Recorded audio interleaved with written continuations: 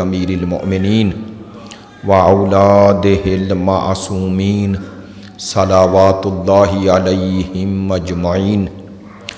الحمدللہ علی ما انعم ولہ الشکر علی ما الہم والثناء بما قدم والصلاة والسلام والتحیۃ والاکرام علی سیدنا و مولانا حبیبنا و حبیب قلوبنا شفیعنا ابی القاسم محمد صلی اللہ و آلہ الاطیبین الاطہرین الاجمدین الامجدین الذین اذھب اللہ عنہم الرجس وطہرہم تطہیرا۔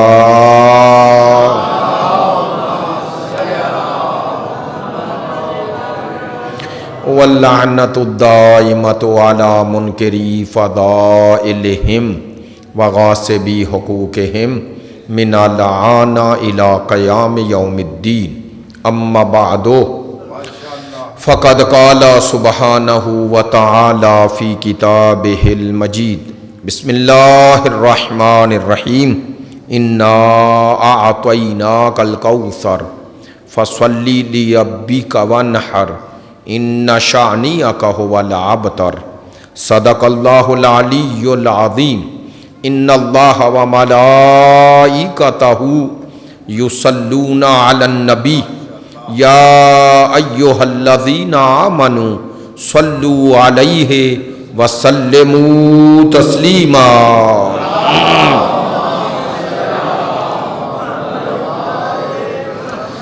آپ تمام حاضرین سے گزارش ہے کہ آپ حاضرین کے تمام مرحومین کے لیے، شہدائے ملت کے لیے، ہمارے بزرگ اکابر علماء، اسلاف علماء جو اس دنیا سے چلے گئے ان کے لیے، بالاخص بانی مجلس کے مرحومین کے لیے، اور مجھے آج ہی خبر ملی ہے ابھی ذاکر اہل بیت ملک مرید صاحب کے بیٹے وفات پا گئے، ان کو بھی شامل کرتے ہوئے سب مرحومین کی بلندی درجات کے لیے ایک دفعہ سورہ فاتحہ اور 3 مرتبہ سورہ توحید کی تلاوت فرمائیں۔ بسم اللہ الرحمن الرحیم۔ الحمدللہ رب العالمین الرحمن الرحیم مالک یوم الدین ایاک نعبد و ایاک نستعین اہدنا الصراط المستقیم صراط الذین انعمت علیہم غیر المغضوب علیہم۔ بسم اللہ الرحمن الرحیم۔ قل هو اللہ احد اللہ الصمد لم یلد ولم یولد ولم یکن له۔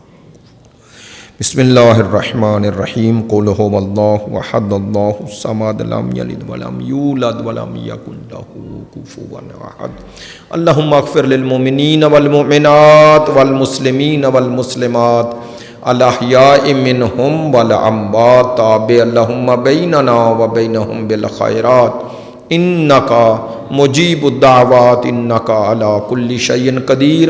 تمام دعاؤں کی قبولیت کے لیے بلند تر صلوات صلی علی محمد آل واجب الاحترام معزز و مکرم حاضرین مجلس، محبان اہل بیت، پیروان مکتب ولایت، عاشقان مکتب شہادت۔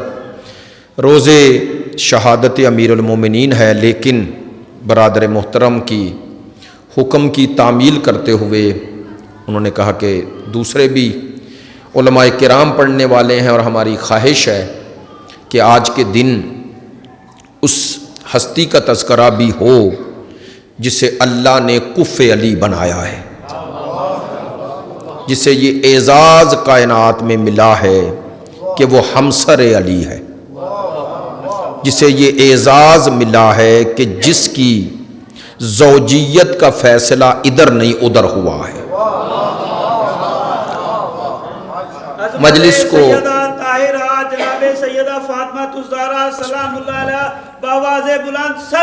اللہ صلی علی محمد ماشاءاللہ جزاک اللہ۔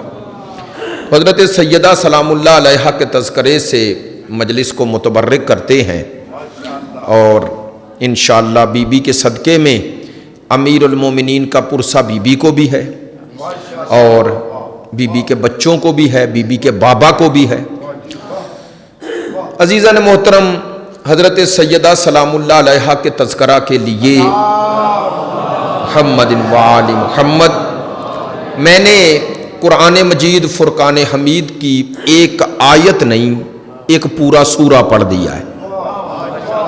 خود یہ پیغام کیا کم ہے، بی بی کی شان کیا کم ہے کہ میں نے عنوان گفتگو کے لیے آیت نہیں پوری سورہ پڑھ دی۔ اس بی بی کی عظمت کیا ہوگی جس کے عنوان گفتگو کے لیے پورا سورہ پڑھ دیا جائے۔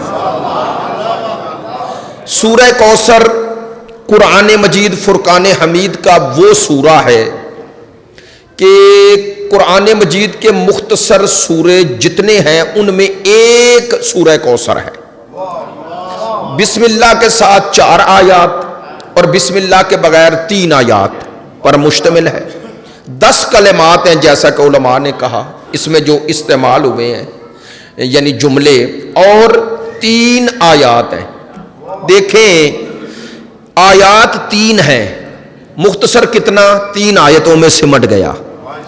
گویا یوں کہوں تو بے جا نہیں ہے، الفاظ جتنے مختصر ہیں اس کا مصداق اتنا وسیع ہے۔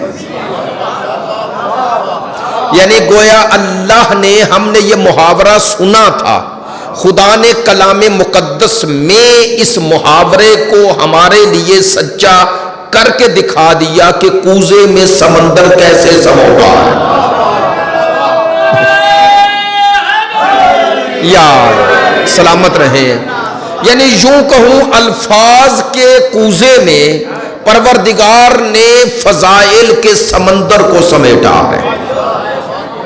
سورہ کوثر مختصر ترین سورہ، اور ایک بات اور عرض کروں، یہ وہ سورہ ہے جس کے بارے میں اب چونکہ رمضان ہے، ماہ رمضان میں ماشاءاللہ آپ دوست احباب بزرگان جانتے ہیں کہ روزے کی حالت میں مجلس پڑھنا بڑا مشکل کام ہے، بندہ پلے صراط پہ کھڑا ہوتا ہے۔ اب مثلا بالکل 3 گھنٹے رہ گئے 2.5 گھنٹے روزہ کھلنے میں، اگر ان 2.5 گھنٹوں میں سے کسی ایک لمحے میں ایسی حدیث پڑھ دوں کہ جو حدیث جھوٹی ہو اور اسے کسی معصوم کی طرف نسبت دوں تو یہ 10 گھنٹے کی بھوک پیاس گئی۔ ممبر سے کہہ رہا ہوں، آپ توضیح المسائل میں پڑھ لیں کہ روزے کو باطل کرنے والی چیزوں میں ایک یہ لکھا ہوا ہے کہ جو روزے کی حالت میں خدا اور 14 معصومین میں کسی کی طرف جھوٹی بات کی نسبت دے دے جان کر اس کا روزہ باطل ہے۔ توجہ ہے بیٹا بیٹا؟ تو اس لیے کہہ رہا ہوں یہ بڑا مشکل مرحلہ ہوتا ہے، لیکن جو میں نے تفسیر برہان میں روایت دیکھی ہے اس کا مفہوم عرض کر دیتا ہوں عربی چھوڑ کر۔ سورہ کوثر کے بارے میں معصوم فرماتے ہیں کہ جو بندہ شب جمعہ اور اس عمل کو جاری رکھے، فرماتے ہیں جو شب جمعہ 1000 مرتبہ تنہائی میں بیٹھ کر سورہ کوثر کی تلاوت کرے اور اس عمل کو جاری رکھے، معصوم فرماتے ہیں اس سورہ کوثر کی تلاوت کے صدقے میں اللہ میرے جد محمد مصطفیٰ کی زیارت اس بندے کو نصیب فرمائے گا۔ عالم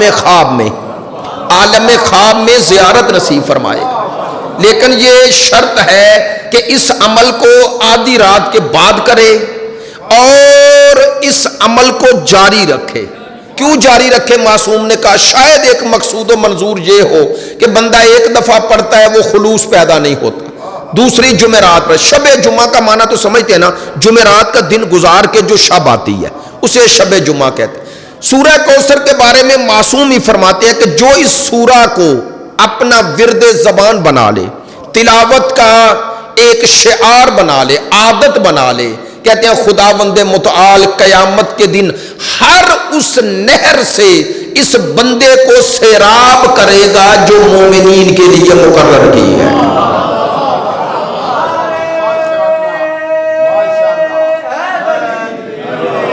سلامت رہیں۔ سورہ کوثر قرآن مجید کا مختصر سورہ، اب میں ذکر کرتا ہوں اس کا شان نزول کیا ہے، سبب نزول کیا ہے، یہ سورہ کب نازل ہوا۔ تمام شیعہ سنی مفسرین نے یہ قبول کیا ہے، اور میں حوالہ بھی دے دیتا ہوں۔ تفسیر کوثر اگر آپ اردو تفسیر دیکھنا چاہیں، حضرت شیخ محسن علی نجفی مرحوم و مغفور، ان کی تفسیر سورہ کوثر کی تفسیر ہی آپ پڑھ لیں، اس میں موجود ہے کہ جب سرکار دو عالم کے مکہ میں حضرت خدیجۃ الکبریٰ کے بطن اطہر سے اللہ نے بیٹے عطا فرمائے، اور آپ کے دو بیٹے پے در پے دنیا سے تشریف لے گئے، تو دو نام لکھے ہیں، بعض نے عبداللہ بعض نے قاسم۔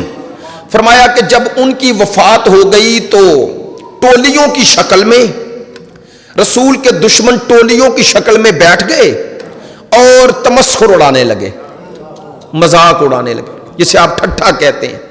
کب؟ اور دردناک پہلو یہ ہے کہ جب سرکار ان کے پاس سے گزرتے تو مذاق اڑاتے، اور کیا کہتے کہ محمد کا بیٹا کوئی نہیں بچا۔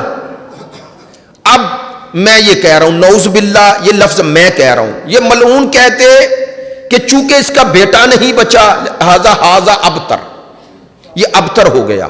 ابتر عرب میں کہتے تھے دم بریدہ کو، جس کی دم جانور کی کاٹ دیتے تھے اسے کہتے تھے ابتر۔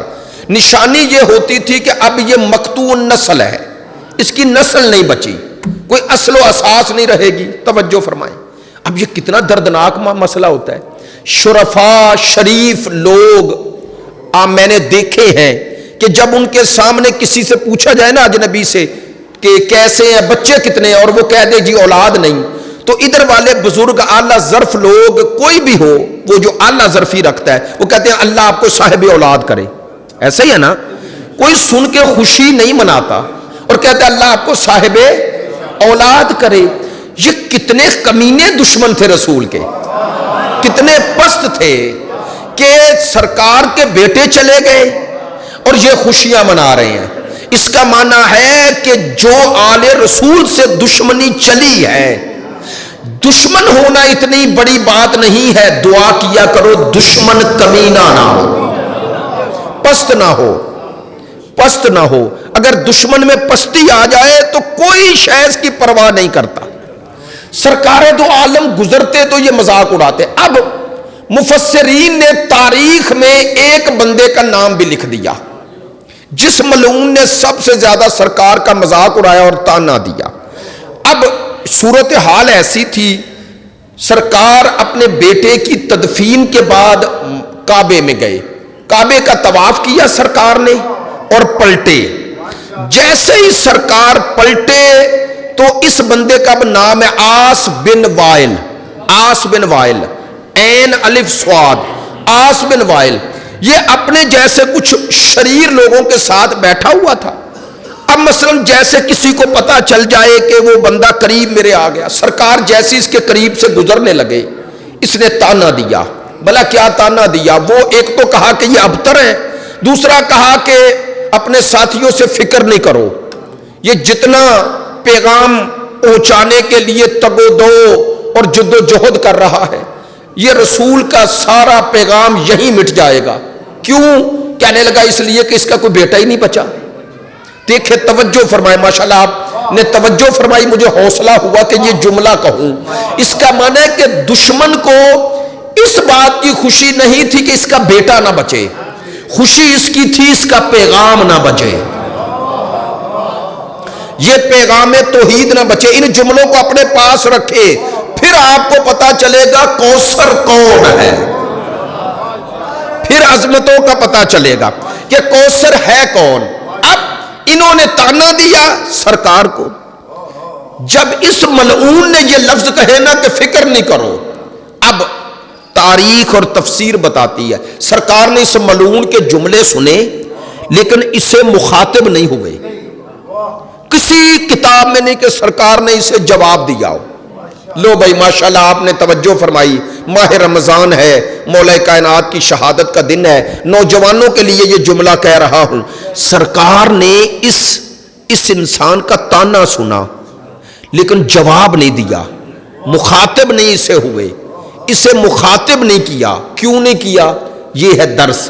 سرکار کی زندگی کا. سرکار نے اسے درگزر کر کے، چشم پوشی کر کے، اگنور کر کے ہمیں یہ درس دیا ہے کہ اعلیٰ ظرف لوگ کمینوں سے مخاطب نہیں ہوتے. ہائے ہائے ہائے، اعلیٰ ظرف لوگ کمینوں سے مخاطب نہیں ہوتے. اپنے آپ کو نیچے نہ لائیں. اگر پستی پہ کوئی کھڑا ہے تو خود پستی تک نہ آ جائیں. اعلیٰ ظرفی کی علامت ہے کہ اگر کوئی پستی پہ کھڑا ہو کر بد کلامی اور بد زبانی کر رہا ہے تو وہ اپنی پستی دکھا رہا ہے. آپ اسے اس قابل نہ سمجھ کے کہ جواب نہ دے کر بتائیں کہ تجھ میں اور مجھ میں فرق کتنا ہے. یہ اعلیٰ ظرفی ہے جو ہمیں دین نے سمجھائی ہے. اب سرکار نے سنا تو ضرور. اب توجہ فرمائے، سنا، دکھ ہوا. دکھ تو ہوتا ہے، چونکہ دکھ ہونا یہ انسان کی خودداری کی علامت ہے. اس سے مخاطب نہیں ہوئے لیکن دکھی ہوئے. بھائی توجہ فرمائے. اور اس دکھ کا اظہار کسی سے نہ کیا، نہ چچا سے کیا، نہ زوجہ سے کیا، نہ مولا علی سے کیا، کسی اپنے سے نہ کیا اظہار. دل میں دکھی ہے، غم زدہ ہے، لیکن اللہ سے بھی شکوہ نہیں کیا. میں نے جملہ بہت بڑا کہا ہے، خدا سے بھی شکوہ نہیں کیا، دل میں دکھی ہوئے. لو بھائی خدا کی قسم فخر کرو شیعہ سنی بھائیو، اللہ نے تمہیں کیسا نبی عطا کیا ہے. سرکار نے اپنے غم کا اظہار کسی سے نہ کیا، دکھی ہوئے اور اس دکھ کے باوجود خاموش رہے. یہ خاموش ہے، وہ بول پڑا جسے اس کا دکھی ہونا گوارا ہی نہیں. اللہ اکبر. پروردگار بول پڑا جسے اس کا دکھی ہونا گوارا نہیں. اللہ نے بھی جواب دشمن رسول کو نہیں دیا، اللہ نے بھی تسلی تشفی مصطفیٰ کو دی.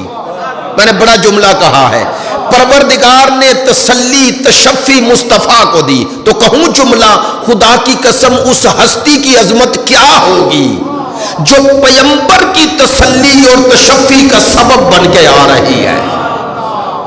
پروردگار نے اپنے حبیب کو تسلی تشفی اور خبر دی. کہا میرا حبیب دشمن کے تانوں سے غم زدہ نہ ہو، میرا حبیب دشمن کے تانوں سے دل برداشتہ نہ ہو.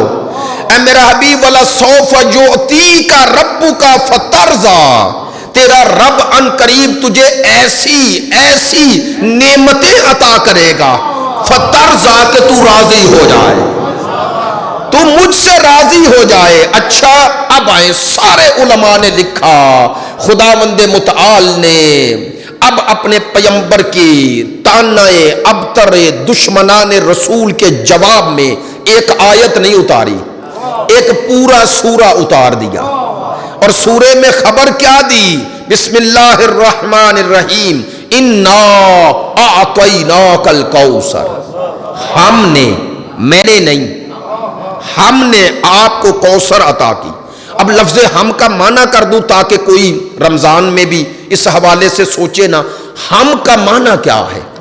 ہم کا معنی قطعاً یہ نہیں میں دو ٹوک کہہ رہا ہوں کہ اللہ کسی کو ساتھ ملا لیتا ہے، نہیں، یہ معنی نہ کرنا.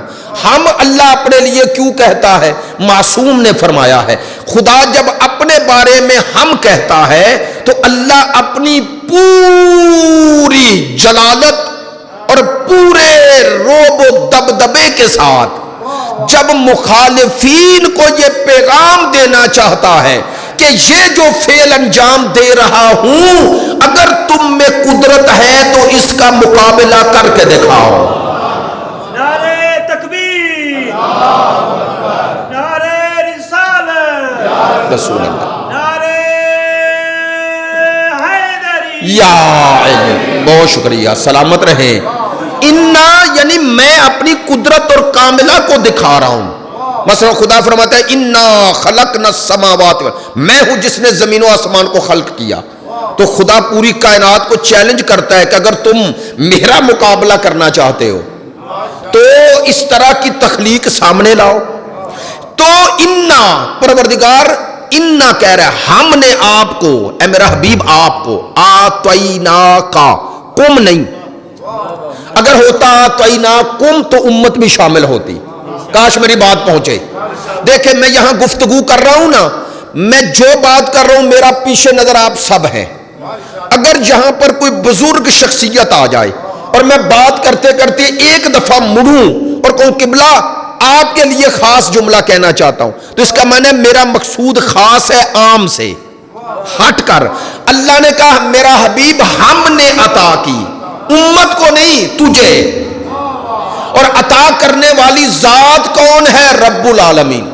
میرے ساتھ رہنا, انا اعطیناک, اعطیناک ہم نے آپ کو عطا کی. کیا عطا کی؟ الکوثر, بیٹی نہیں کوثر. ماشاءاللہ متوجہ ہیں, کوثر بیٹی نہیں. میں ممبر سے کہہ رہا ہوں اللہ نے کوثر کہا ہے, بیٹی نہیں کہا. بار بار کیوں تردید کر رہا ہوں؟ بیٹی بھی ہے, انکار نہیں. بطول بیٹی بنا کے نہیں دی, بطول کوثر بنا کے دی ہے. کوثر کا معنی کروں گا تو ایک ایک میرے ساتھ شامل ہو جائیں گے تمام شیعہ سنی بھائی. کوثر کا معنی شیعہ سنی دونوں نے کیا. حضرت عبداللہ ابن عباس سے پوچھا گیا کوثر کسے کہتے ہیں؟ کہتے ہیں عرب جب کسی شے کی کثرت وسعت بیان کرنا چاہے تو کوثر کہتا ہے. توجہ, کہتے ہیں اللہ نے کہا ہے میں نے میرا حبیب تجھے کوثر عطا کی. تو کہتے ہیں اللہ جو عطا کرے اگر وہ کثیر ہوگا تو جو وہ عطا کرے وہ خیر ہوگا. لہذا دو جملے ملا دیے, ساتھ رہیے گا. فرمایا کوثر کا معنی خیر کثیر. یہ دو لفظ ہیں, خیر اور خیر میں کثیر. نہیں جملہ پہنچا اس لیے وضاحت کر رہا ہوں. خیر جسے اللہ خیر کہے اس میں کبھی شر نہیں آتا. جسے خدا خیر کہے اس میں کبھی شر نہیں آتا. جسے اللہ کثیر کہے وہ کبھی قلیل نہیں ہوتا. آئے ہائے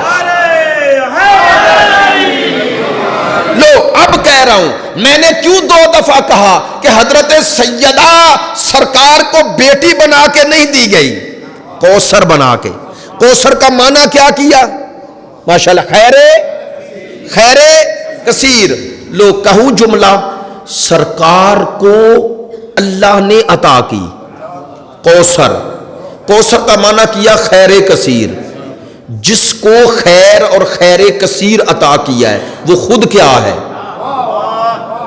وما ارسلناک الا رحمت خیر ہے یا نہیں ہے نا. لو کہوں جملہ, جو عالمین کے لیے خیر بنے اسے مصطفیٰ کہتے ہیں. جو مصطفیٰ کے لیے خیر بن کے آ جائے اسے بطول کہتے ہیں.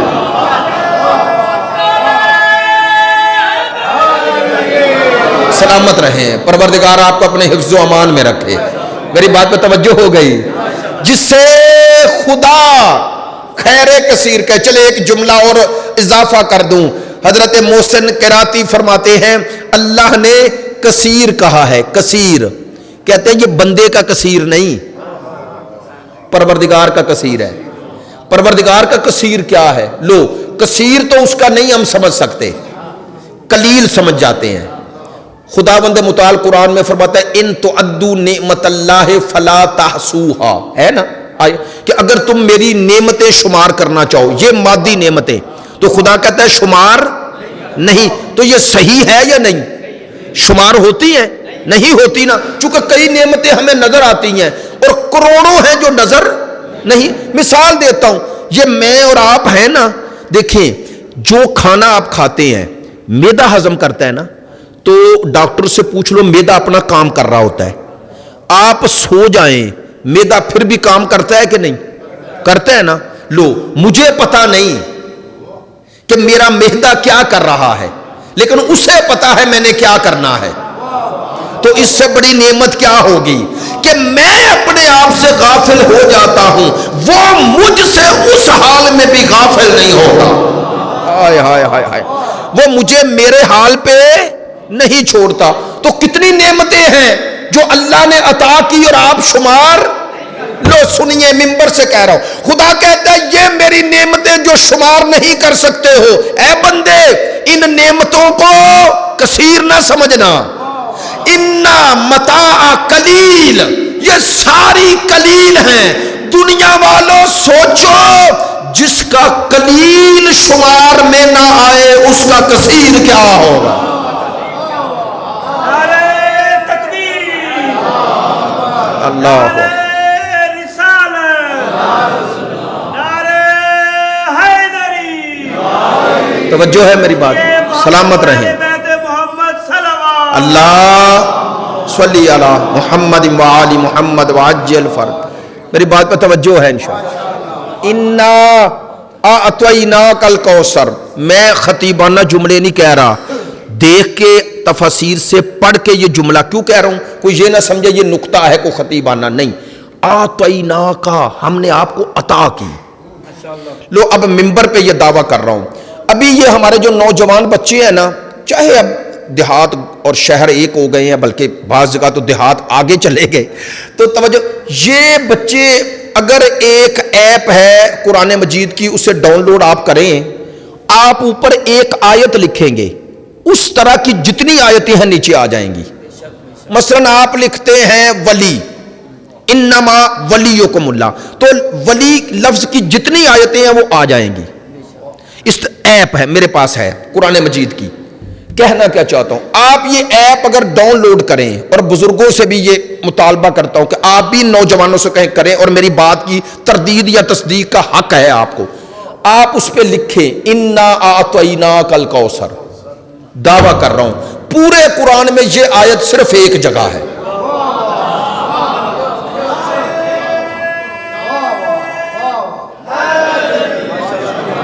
میری بات پہ توجہ ہے؟ انا اعطیناک الکوثر پورے قرآن میں ایک دفعہ ہے، فصلی لربک وانحر یہ آیت ایک دفعہ ہے، ایک دفعہ، ان شانیک هو الابتر ایک دفعہ ہے۔ کہنا کیا چاہتا ہوں، لو اللہ نے سورہ کوثر کی جتنی آیتیں تھی قرآن میں دوبارہ تکرار ہی نہیں کی۔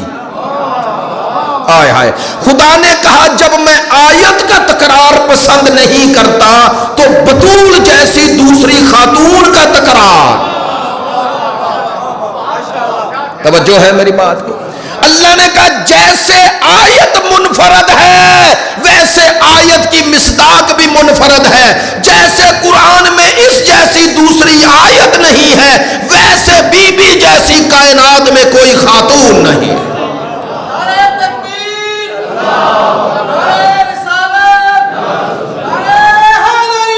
یا علی، توجہ ہے میری؟ اب جو جملہ عرض کرنا چاہتا ہوں، انا اعطیناک، علماء سے پوچھ لیں، لفظ عطا عربی میں ہر جگہ نہیں آتا، ہر شے کو عرب عطا نہیں کہتے، عطا کہتے ہی اسے ہیں کہ جو دینے والا جسے دے رہا ہے اس کے ذریعے اپنی محبت کا اظہار کرتا ہے۔ لو آسان کر دوں، کہتے ہیں عربی میں ہدیہ، ہدیہ، ہدیہ وہ ہوتا ہے جو بغیر تقاضے کے لیا جائے، بات میں کہہ گیا، اور وہ بھی پدراڑ میں۔ ہدیہ کہتی اسے ہیں جو بغیر تقاضے کے ملے، جو تقاضا کر کے ملے وہ ہدیہ نہیں، ایسا ہی ہے نا؟ تو جو آپ کسی کو محبت میں عطا کرتے ہیں، لفظ عطا پہ توجہ رہے، عرب اس عطا کو کہتے ہیں ہدیہ۔ ہدیہ دینے والے کا مقصود و منظور کیا ہوتا ہے؟ وہ جسے ہدیہ دے رہا ہے نا اس سے اپنی محبت کا اظہار کرتا ہے۔ اب آیت دوبارہ پڑھیں اور لطف لیں، انا اعطیناک الکوثر، میرا حبیب میں نے، اے میرا پروردگار کہہ رہا ہے میں نے اپنی پوری قدرت اور قوت کے ساتھ، جبروتیت کے ساتھ، اپنی پوری قہاریت کے ساتھ، اپنے جلال اور جمال کے ساتھ، ہم نے یعنی میں نے اپنی طاقتوں کے ساتھ تجھے عطا کی۔ عطا پہ توجہ ہو گئی، کوثر عطا کی، تو عطا کا معنی میں نے کیا کہ وہ شے جو دینے والا اپنی محبت کا اظہار کرتا ہے اور جسے دے رہا ہے اس تک یہ پیغام پہنچانا ہوتا ہے کہ میری نظر میں آپ کا مقام کتنا بلند ہے۔ توجہ رہے بھائی، اس کی عظمت ایسے نہیں پہنچے گی، ایسے ہے۔ اب ذرا اس آیت میں دیکھو، ایک طرف ہے ہدیہ دینے والی ذات، دوسری طرف وہ ہے جسے ہدیہ دیا جا رہا ہے۔ دو ذات سمجھیں گے تو پھر ہدیے کا مقام سمجھ میں آ جائے گا۔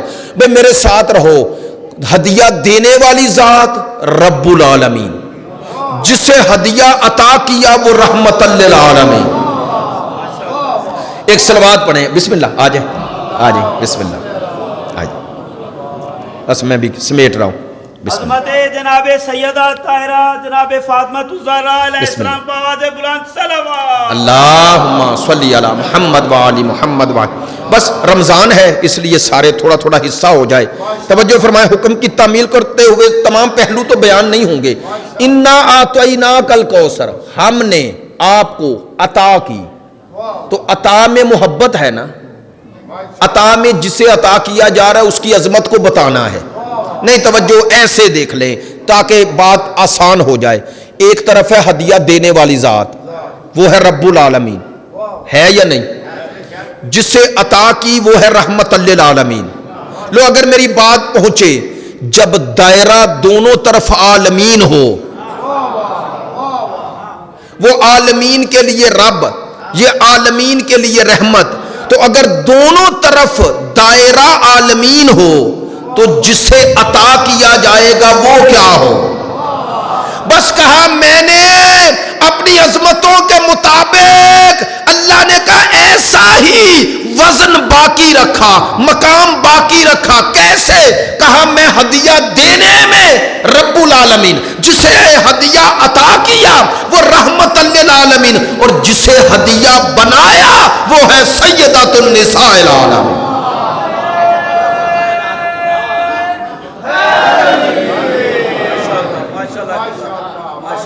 وہ ہے سیدۃ، تو وہ بھی عالمین کا دائرہ ہے، وہ عالمین کی سیدہ، یہ عالمین کی رحمت، میں عالمین کا رب۔ دنیا والوں سوچو، جن کی عظمتوں کا دائرہ عالمین ہو وہ کسی عالم میں بندوں جیسے کیسے ہو سکتے ہیں؟ جن کی عظمتوں کا دائرہ ہی عالمین ہو، ان کو ہم کسی عالم کے انسانوں سے قیاس کیا کریں؟ قیاس کیا کریں؟ چلیں آج کی اس مجلس کا یہ آخری جملہ، بات تشنا رہ گئی، مجھے بھی احساس، آپ کو بھی، لیکن معذرت حالت روزہ میں اس سے زیادہ پڑھنا مشکل ہو جاتا ہے، اور میں نے بھی وقت افطار اسلام آباد پہنچنا ہے، اور برادر محترم بھی تشریف لے آئے، طے بھی ایسے ہی تھا، گفتگو 35 سے 40 منٹ ہو گئی، تو اس سے زیادہ اب زحمت نہیں، لیکن ایک جملہ کہتا ہوں، آتیناک، ہم نے آپ کو عطا کی، تو اس کا معنی ہے کہہ دوں جملہ نتیجے کے طور پر، سیدہ جناب سید الانبیاء کو اس رب العالمین کا ہدیہ ہے۔ اچھا اب توجہ فرمانی ہے، دیکھیں آپ کی نظر میں ہدیہ دینے والا دو طرح کے ہوتے ہیں۔ بعض اوقات ہدیہ دینے والا عظیم نہیں، جسے ہدیہ دیا وہ عظیم ہے۔ مثلا مرید اپنے پیر کو کوئی چیز ہدیے کے طور پہ پیش کرے، پیش کی، تو اب مرید پیر کے برابر تو نہیں ہے نا، ایسا ہی ہے نا؟ تو اب وہ جو دے رہا ہے ادھر پیر لے کر بھی لوگوں کو تو نہیں بتائے گا کہ مجھے مرید نے دی ہے، ایسا ہی ہے نا؟ لیکن مرید اس بات پہ فخر کر سکتا ہے، لوگوں کو بتلانے کے لیے نہیں، اس بات پہ کہ مجھے پیر نے یہ عزت دی، ایسا ہی ہے نا؟ تو بعض اوقات ہدیہ دینے والا عظیم نہیں، جس کو ہدیہ دے رہا اس کے برابر نہیں، تو اب ہدیہ دے بھی دے تو جسے دیا ہے وہ اگر اس حد تک قدر نہ بھی کرے تو لوگ گلہ نہیں کرتے، کہتے ہیں جی مرتبے میں اتنا فرق ہے، ایسا ہی ہے۔ اور اگر برعکس ہو جائے، پیر مرید کو ہدیہ دے دے، حالانکہ کبھی ایسا ہوا نہیں، نہیں یہ پیر کہتے ہی اسے ہے کہ جو دے نہیں لے، کائنات میں صرف تمہارے پیر ایسے ہیں، باقی تو بیچارے ہیں ہی لینے کے لیے۔ توجہ فرمائیں گے، تو اگر چلے فرض کر لیں اگر ادھر دینے والا ہدیہ عظیم ہے، جسے دیا ہے، تو اب برعکس معاملہ ہوگا، جسے دیا اس کے دل میں اگر اس ہدیے کی قدر ہے، ہونی چاہیے، کس کی وجہ سے؟ میرے ساتھ رہیں، چونکہ ہدیہ دینے والے کو دیکھ رہا ہے، اس لیے وہ کوشش کرتا ہے اس ہدیے کو سنبھال کے رکھوں۔ اگرچہ وہ ایک انگشتر ہی دے دے نا، انگوٹھی انگشتر ہی دے دے، اور آپ دوست احباب مانگ بھی لیں، تو جس کی نظر میں دینے والے ہدیے کی عظمت، وہ کہتا ہے یار باقی مانگ لو، یہ نہیں میں دوں گا، کہتے ہیں نا۔ اور اگر پوچھ لو کیوں، کہتے ہیں میرے پیر نے دی ہے، تو اس کا معنی قدر کر رہا ہے کس کی؟ ہدیے کی۔ لو بھائی یہ تو دنیا کا ہدیہ دینے اور لینے والے تھے نا، اور اگر ہدیہ دینے والا ہو رب العالمین، جسے ہدیہ دیا وہ ہو رحمت للعالمین، میرے ساتھ رہنا ہے، بول کے بتائیے گا، سرکار سے بڑھ کر کوئی اللہ کا قدر شناس ہو سکتا ہے؟ ہو سکتا ہے؟ نہیں نا۔ لو اگر کسی ذات کو وہ کہے میں نے عطا کی ہے، لفظ عطا میں جو عظمت تھی وہ کوئی سمجھے نہ سمجھے، وہ مصطفیٰ سمجھ رہے ہیں کہ ہدیہ دینے والی ذات رب العالمین ہے، ایسا ہی ہے۔ لو یہی وجہ تھی کہ جب بھی بطول آئیں رسول بیٹھ نہیں پائے۔ سوچتے رہیے گا میں نے کیا کہا ہے، سوچتے رہیے گا میں نے کیا عرض کیا ہے۔ خدا کی قسم مصطفیٰ بیٹی کے احترام میں نہیں اٹھتے تھے، یہ اللہ کے ہدیے کی تعظیم کر رہے ہیں۔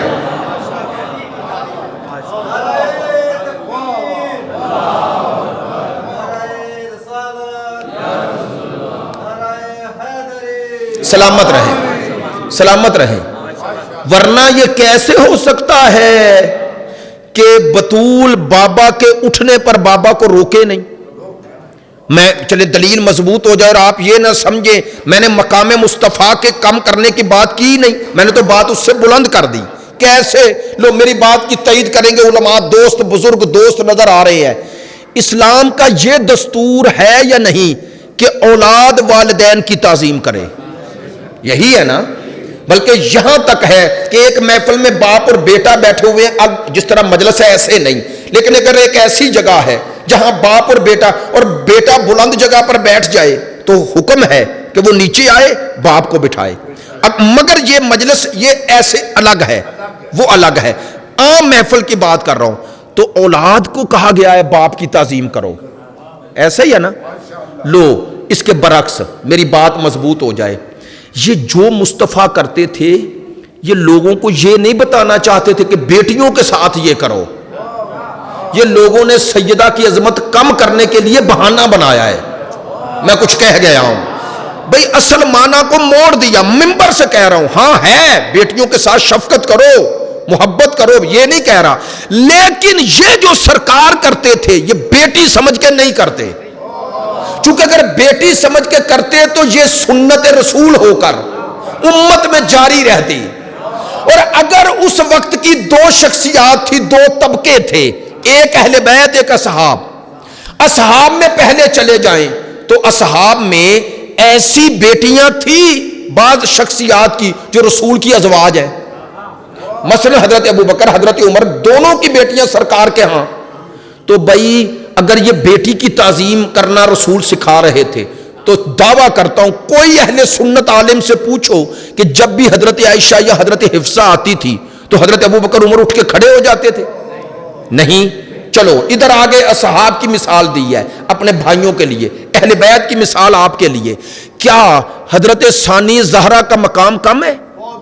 بہت بڑا مقام ہے، لیکن دعوے سے کہہ رہا ہوں مولا کائنات نے کبھی زندگی میں نہیں ملتا کہ جب بھی زینب آئی ہوں ثانی زہرا آئی ہوں اٹھ کے کھڑے ہو گئے، نہیں۔ حضرت معصومہ کم بڑا مقام، حضرت حکیمہ خاتون بڑی عظمت، ایسا ہی ہے نا جسے امام رازدار بنائیں۔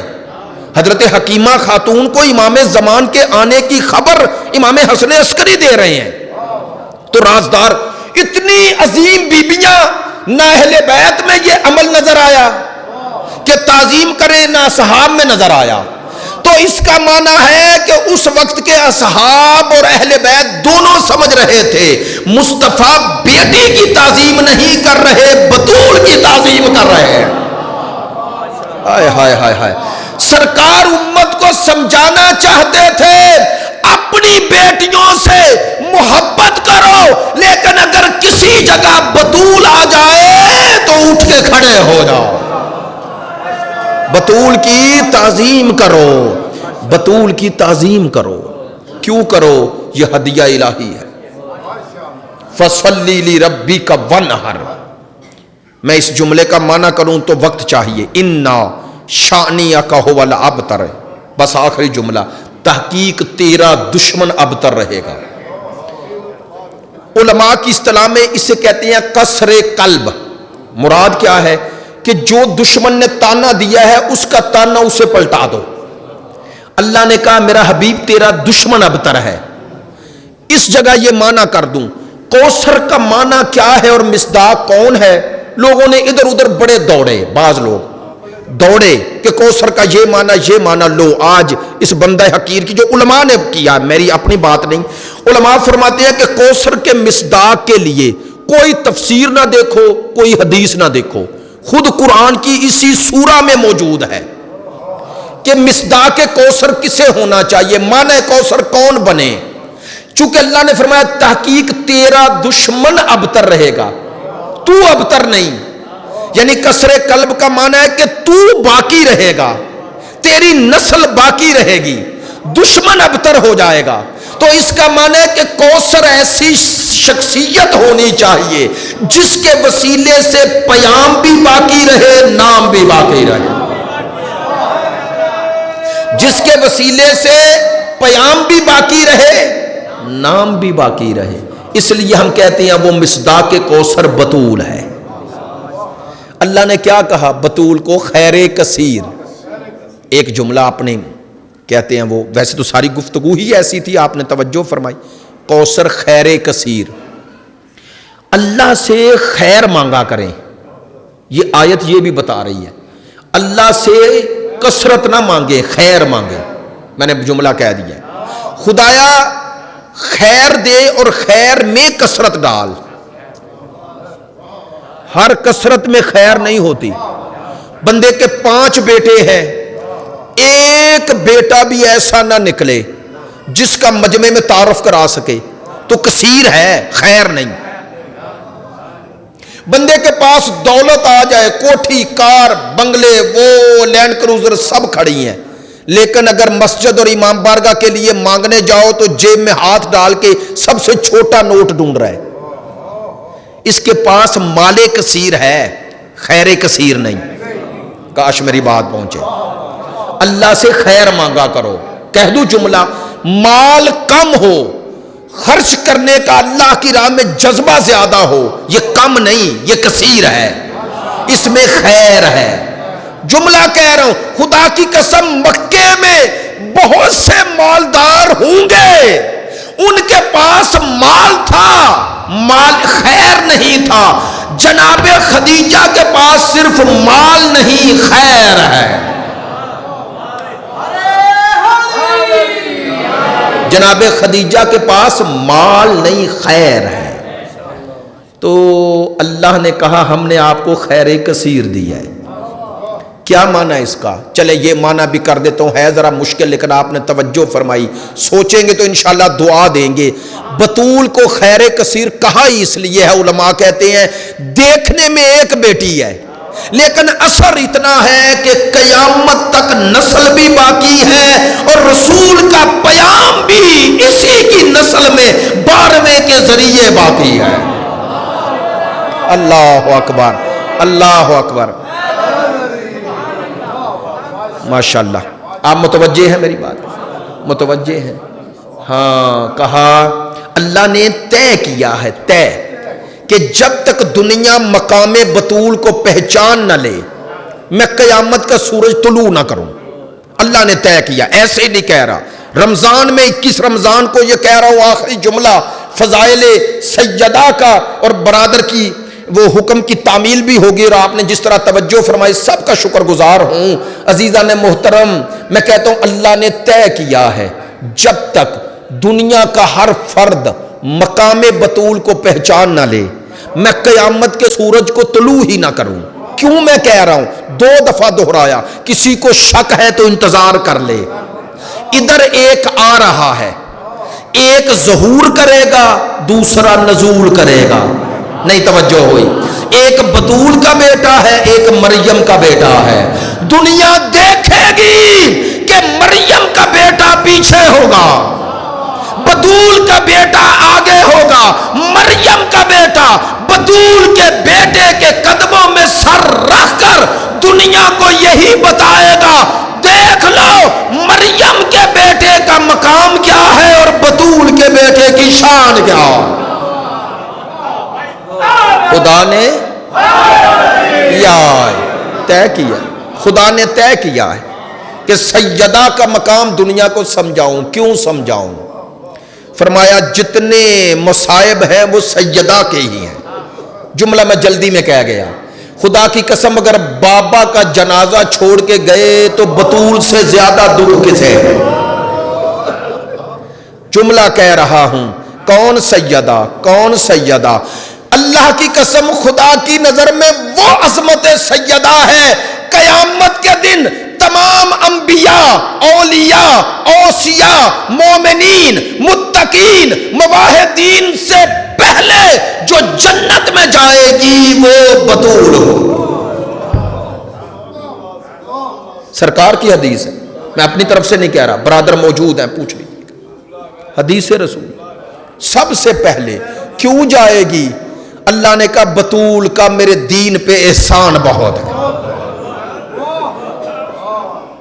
اب میں نے یہ جملے پڑھے ہیں لوائج الاحزان میں، بس ایک اشارہ کرنا ہے، جب قیامت کے دن سیدہ آئیں گی تو آواز آئے گی اپنی آنکھیں جھکا لو، آنکھیں جھکا لو۔